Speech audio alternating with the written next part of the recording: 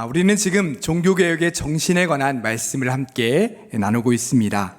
종교개혁이 추구했던 정신은 크게 세 가지라고 했습니다. 오직 믿음, 오직 은혜, 그리고 오늘 함께 나누게 될 오직 성경, 이 세 가지입니다. 오직 믿음에 관한 말씀에서는 우리가 구원받을 수 있는 유일한 방법이 오직 믿음이다 라고 했습니다. 예수 그리스도를 믿는 것, 예수님이 우리의 죄를 위해 죽으심으로 죄사함 받고 구원받았다라는 것을 믿는 것, 이것이 구원받을 수 있는 유일한 방법이다라는 말씀을 드렸죠. 그리고 더 놀랍고 감사한 것은 이 믿음까지도 하나님께서 우리에게 주신다는 사실입니다. 우리가 믿겠다고 해서 믿어질 수 있는 것이 아니라 믿어지는 역사가 일어나야 하는데 하나님께서 우리에게 믿음을 주셔야 믿을 수 있다는 것입니다. 그러므로 우리가 구원받는 데 있어 우리가 한 일이 아무것도 없다는 것을 깨닫게 되죠. 예수님을 믿음으로 구원받을 수 있는 방법을 우리에게 주신 분도 하나님이시고 그 믿음을 우리에게 주신 분도 하나님이시기 때문입니다.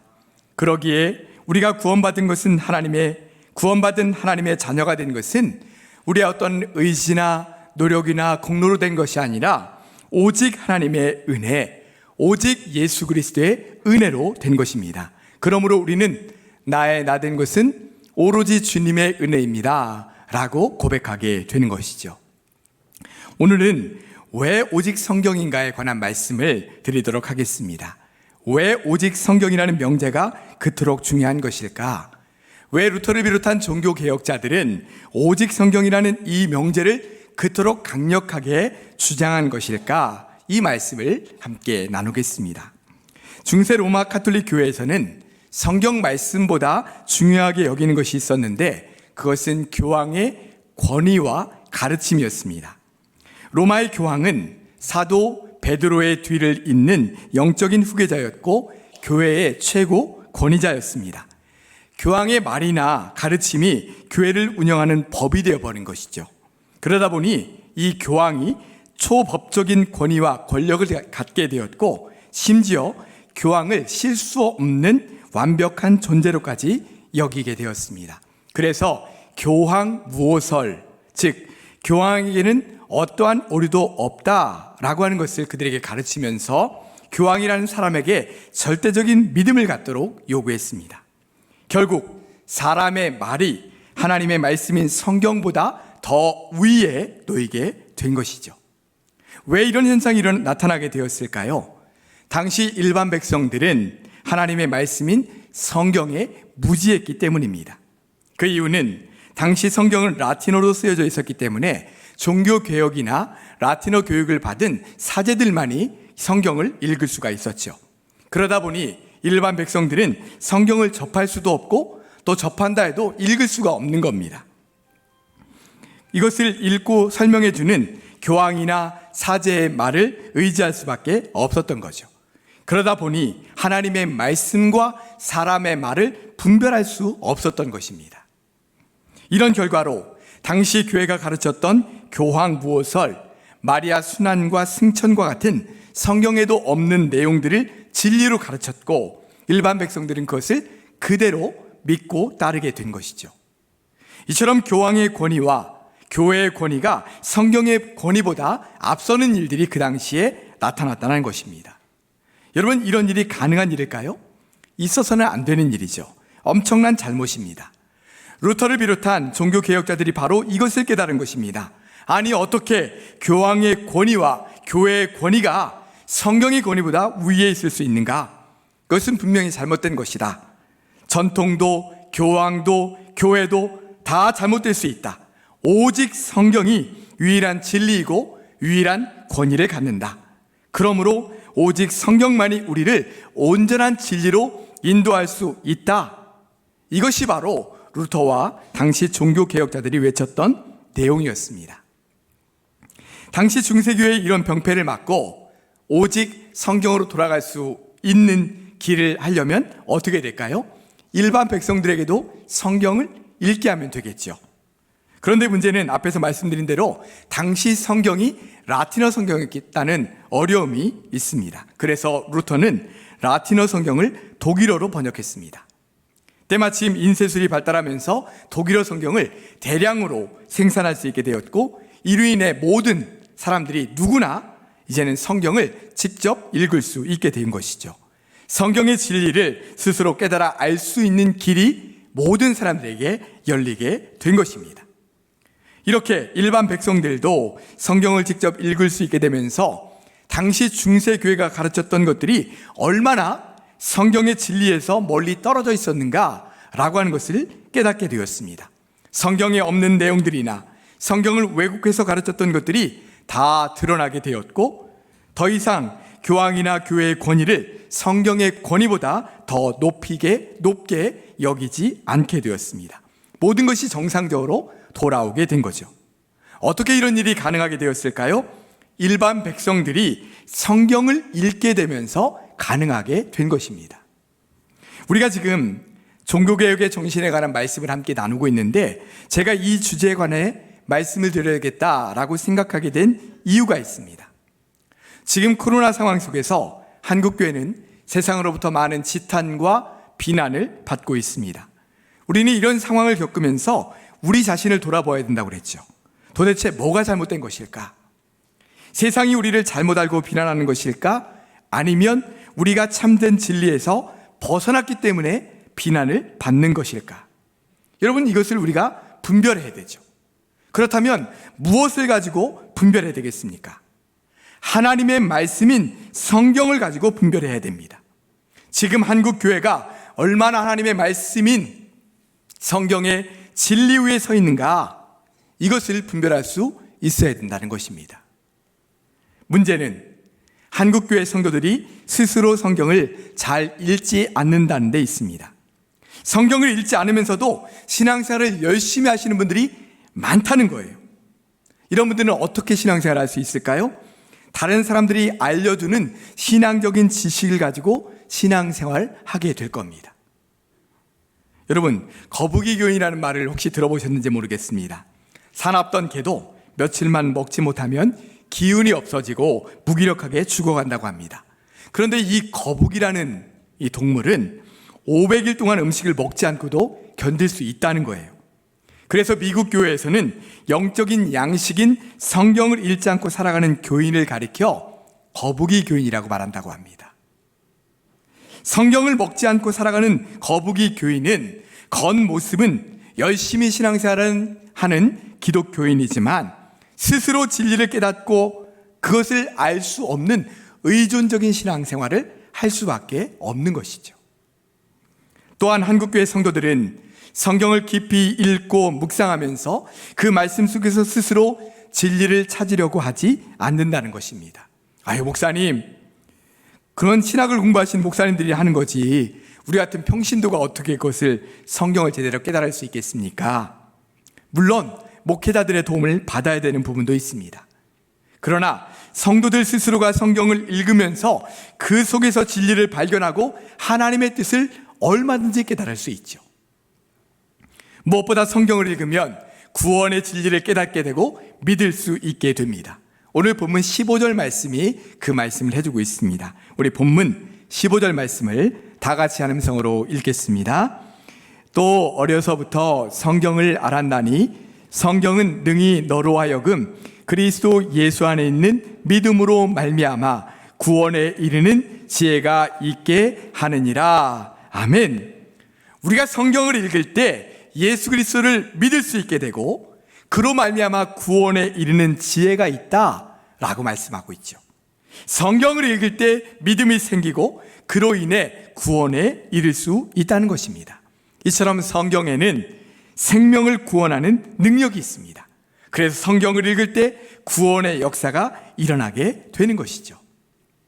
전에 제가 수요 예배 때 우리나라 최초의 선교사님 중에 한 분이신 로버트 토마스 선교사님에 관한 이야기를 드린 적이 있습니다. 토마스 선교사님은 원래 중국에서 선교하시던 선교사님인데 조선에 복음이 아직 들어가지 않았고 선교사님이 한 분도 계시지 않는다라고 하는 이야기를 듣고는 조선 선교에 비전을 품게 됩니다.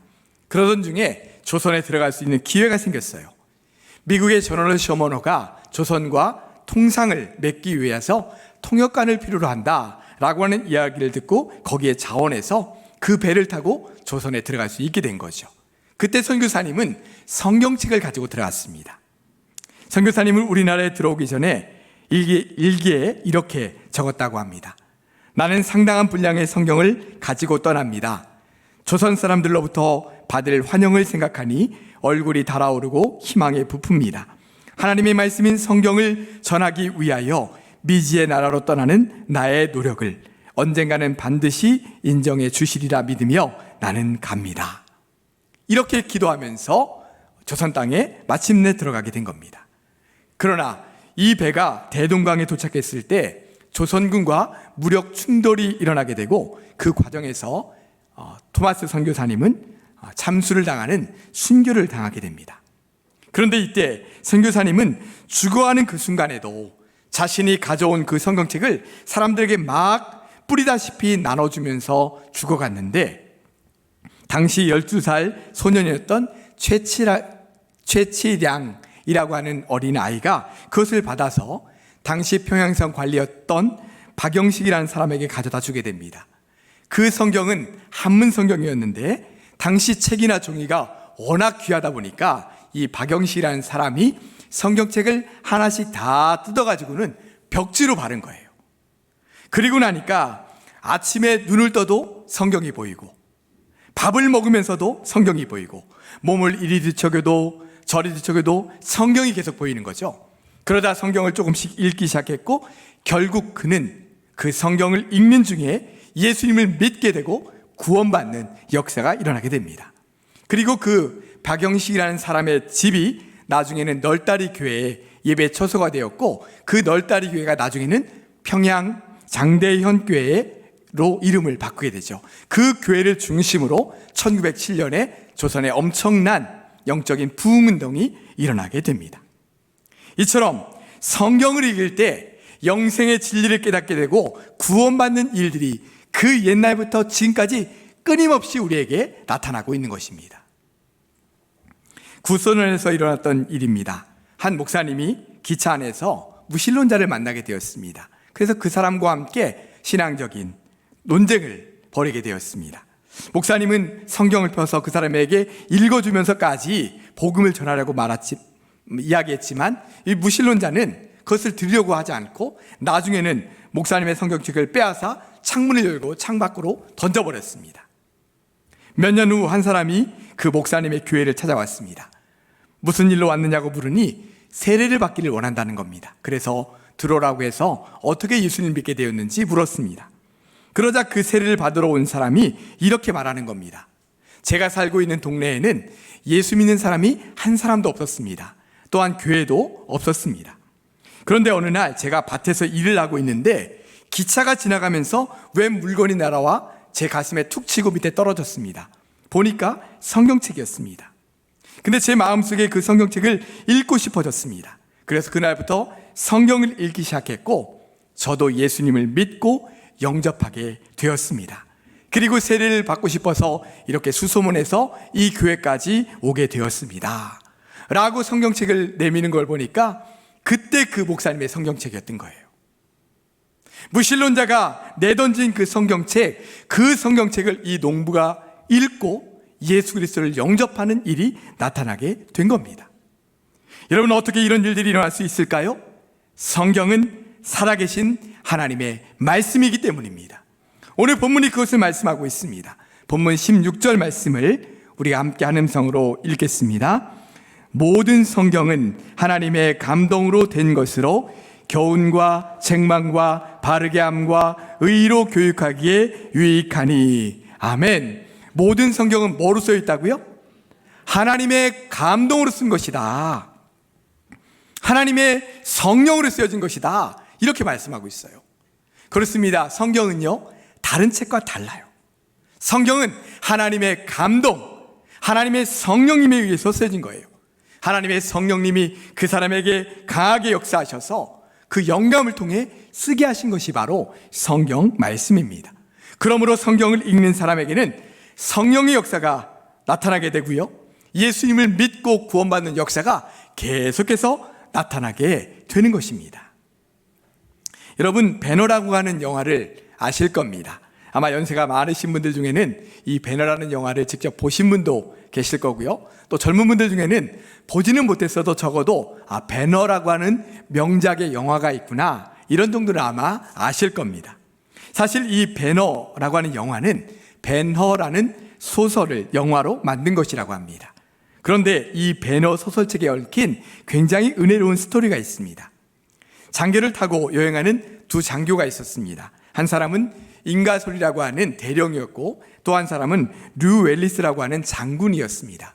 두 사람의 대화의 내용이 예수님에 관한 대화의 내용이었어요. 그런데 굉장히 은혜로운 내용이 아니라 굉장히 모독적인 그런 내용이었습니다. 인가솔 대령이 말했습니다. 그 예수라는 친구 있지 않습니까? 예수쟁이들은 예수를 하나님의 아들이니 하나님이니 라고 하는 허튼 소리를 하는데, 제가 생각할 때는 그 예수라는 친구를 멋진 연애장이로 만들어서 에로틱한 소설을 써보면 어떨까 합니다. 그러면 돈을 많이 벌 수 있지 않을까요? 그러자 이 웰리스라는 장군이 응수했습니다. 그거 좋겠군. 그러면 돈벌이가 되겠는데 좋은 소설거리가 되겠어 라고 이런 대화를 나누고 있는 거예요. 그 후 두 사람은 제대를 했습니다. 그렇게 제대한 후에 이것저것 할 일을 찾아봤지만 마땅히 할 일을 찾지 못했어요. 그러던 중에 이 웰리스라고 하는 사람이 옛날에 예전에 기차 안에서 했던 대화가 문득 생각난 거예요. 예수라고 하는 사람에 대한 에로틱한 소설을 써서 베스트셀러가 되면 돈을 많이 벌 수 있겠다라는 것이 생각났던 거죠. 그래서 이 웰리스는 성경을 읽기 시작했습니다. 그리고 이스라엘 현지까지 가서 여러 소설의 자료들을 수집하기 시작했어요.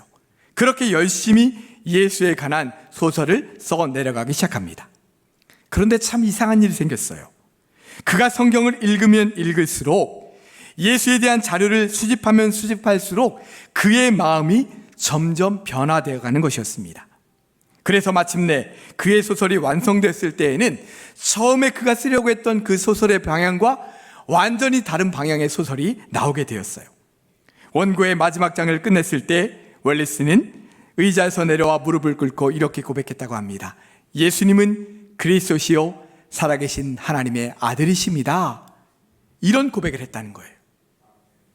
이렇게 해서 탄생한 소설이 바로 벤허라고 하는 소설이고, 그것을 영화한 것이 바로 벤허 영화라고 합니다. 여러분, 성경은 살아계신 하나님의 말씀입니다.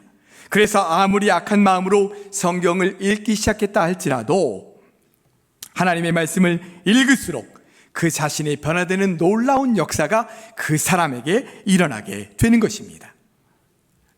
목회를 하다 보면 참 신기한 일을 많이 경험하게 되는데요. 신앙생활을 시작한 지 얼마 안 되는 분이 굉장히 오래 하신 분보다 확신과 믿음을 가지고 신앙생활 하시는 분들을 보게 돼요. 그런 분들이 어떤 분들인가 제가 한번 자세히 들여다보면 그런 분들은 주로 성경을 늘 가까이 하고 읽는 분들이라는 것을 깨닫게 됩니다. 제가 우연히 개그우먼 조혜련 씨에 관한 간증을 듣게 되었습니다. 이분이 예수님을 믿게 된 지 불과 한 6, 7년밖에 되지 않았는데 예수님을 믿고 나서 굉장히 은혜로 충만한 거예요. 그래서 요즘은 성경 바람잡이로 살아간다고 합니다. 자신이 알고 있는 연예인들, 지인들, 그들과 함께 성경 읽자라고 하면서 성경 읽는 일을 막 하고 있다는 거예요. 그래서 어떻게 하나 들어보니까 하루에 10장씩 본인이 성경을 읽고 그것을 녹음해서 올리는 거죠. 그러면 여러 사람들이 다 자기가 읽은 것들을 올려서 성경을 매일 이렇게 읽는구나 라고 하는 것을 서로 권면하면서 그렇게 한다고 합니다. 그가 예수님을 믿고 나서 신앙생활을 하게 되면서 깜짝 놀란 것이 있는데, 많은 성도들이 그렇게 성경을 안 읽으면서 신앙생활을 한다는 사실에 놀랐다는 거예요. 그래서 간증 집회를 다니면서 성도들을 만날 때마다 성경 읽으세요, 왜 이렇게 성경을 안 읽으세요? 라고 하면서 경각심을 주는 일들을 하고 있다고 해요. 이런 신앙의 결실로 친정어머니가 신앙생활을 하시게 되었는데, 어머니가 주님을 믿은 지 1년밖에 되지 않았는데 벌써 성경을 7독을 하셨다고 합니다. 근데 제가 그 어머니가 하시는 고백을 들으면서 이분은 정말 주님을 만났구나 라고 하는 것을 느낄 수 있었는데요. 이렇게 고백하시는 거예요.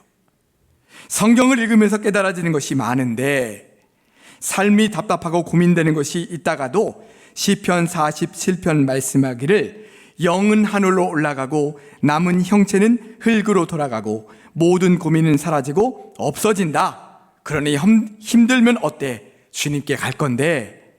이렇게 고백하시는 거예요. 시편 47편에 있다는 말씀까지 이야기하시면서 그렇게 하시더라고요. 또 딸에게 이런 고백도 하시더랍니다. 예, 내가 기도가 진짜 안 될 때는 뭐 하는지 아니? 나는 다윗의 시를 읽는다. 다윗은 자기도 너무 힘들고 괴로울 때 투덜거리고 딴짓을 하는 게 아니라 하나님께 그 마음을 그대로 올려드려서 자기 어려움을 그대로 호소하는 거, 그게 기도가 아니겠니? 이제 신앙생활한 지 1년밖에 되지 않은 분이 이제 7년 8년 신앙생활한 딸을 오히려 가르치다는 거예요. 어떻게 이 진리를 깨닫게 되었습니까? 성경 말씀을 읽으면서 진리를 깨닫게 된 것이죠. 이렇게 늘 이 어머님이 성경을 읽으면서 사시다 보니 삶에 여러 가지 변화가 일어나더라는 거예요. 그 중에 하나는 원래 힘들고 어려운 일이 있을 때마다 이분은 입으로 푸시는 분이라고 합니다. 막 누구한테 전화해가지고 풀어내고 화를 내고 이러던 분이었대요. 그런데 지금은 아예 입으로 말하지 않고 성경을 읽으신다는 겁니다. 또 허리가 많이 아프고 소변줄을 차고 살았는데 이제는 오래 앉아서 성경을 읽어도 허리가 아프지 않고 괜찮고 소변줄이 어느새 떼어날 수 있게 됐다는 것입니다. 오래 신앙생활하는 것 참 은혜로운 일입니다. 큰 성령 체험을 하고 은사를 받는 것도 참 귀한 일입니다. 그런데 이렇게 오래 신앙생활하는 것이나 큰 은사를 받는 것보다 더 분명하고 확실하게 확신을 가지고 신앙생활할 수 있는 방법은 늘 진리의 말씀이신 성경을 읽고 가까이 하는 것입니다. 그럴 때 내가 믿는 하나님은 진짜 살아계신 하나님이요, 예수 그리스도가 진정 나의 주님이심을 확신할 수 있게 이 성경이 우리를 도와주는 것입니다. 성경이 우리 안에 이런 확신을 주시는 것이죠. 오늘 본문 17절 말씀이 그 말씀을 해주고 있습니다. 17절 말씀 같이 한 음성으로 읽겠습니다. 이는 하나님의 사람으로 온전하게 하며 선한 일을 행할 능력을 갖추게 하려 함이라. 아멘. 성경은 우리에게 믿음을 줄 뿐만 아니라 하나님의 사람으로 온전케 만들어준다 라고 말씀하고 있어요. 또한 하나님의 사람으로 선한 일을 할 수 있는 능력을 우리에게 주신다라고 말씀하고 계십니다. 사랑하는 성도 여러분, 우리에게 믿음을 주시며 구원에 이르게 하는 것 오직 성경인 줄로 믿습니다. 우리를 하나님의 사람으로 온전케 하는 것도 오직 성경입니다. 오직 성경만이, 오직 진리의 말씀만이 내 삶의 인도자이시며 내 삶의 위로자가 되실 수 있습니다. 오직 성경이 우리를 온전한 하나님의 사람으로 견고하게 세워주시는 것입니다. 여러분, 어떤 성경을 원하십니까? 아름답고 깨끗한 멋있는 성경을 원하십니까? 아니면 계속 읽고 읽어서 낡은 성경이 되기를 원하십니까? 하나님의 말씀, 우리에게 주신 언제든지 읽을 수 있는 이 말씀을 가까이 하고 읽으시길 바랍니다. 그래서 성경이 우리의 삶을 변화시키며 역사하시는 것을 내 삶 속에 체험하며 살아가는 사랑하는 우리 모든 성도들 되시기를 주님의 이름으로 축원합니다. 기도하겠습니다. 사랑과 은혜의 주님, 우리에게 귀한 말씀 주셔서 감사합니다. 그렇습니다. 주님, 우리가 언제든지 성경을 읽을 수 있도록 하나님께서 은혜 주셨는데 내가 그 말씀을 읽지 못하고 그 성경 안에 거하지 못하는 부끄러움이 있음을 주님 앞에 고백합니다. 주님, 용서하여 주시옵소서. 이제는 진리의 말씀인 성경을 늘 가까이 하고 그 말씀대로 믿고 살아갈 수 있는 진리의 사람들 다 될 수 있도록 주님 도와주시옵소서. 예수님의 이름으로 기도드리옵나이다. 아멘.